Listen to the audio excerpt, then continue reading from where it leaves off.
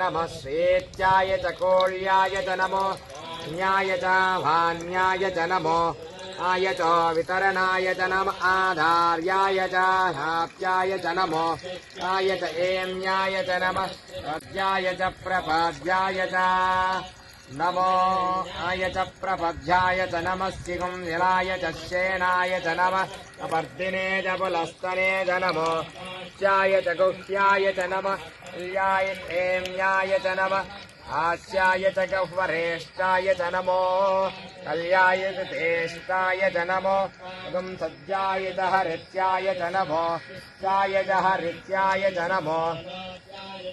अप्याय च नमो भूत्याय च याय च नमो न्याय च वन्नसद्ध्याय च नमो भगवानाय च विक्रते च नमः आक्रियते च प्रक्रियते च नमो तेभ्यो देवानागं हृदयेभ्यो नमः छिल्लकेभ्यो हत्येभ्यो नमः तिरहतेभ्यो नमः तिरत्येभ्यः द्रापेऽन्तरिक्षहे द्रम्मीललोहिताम् येषाम् पुरुषाणाम् येषाम् पशूनाम् मानो येषाम् किञ्चनामवतो या ते रुद्रशिवादनोः शिवा विश्वाय वेजसे या रुद्रस्य वेजसे दयानो ईपते इमागुम् रुद्राय दिने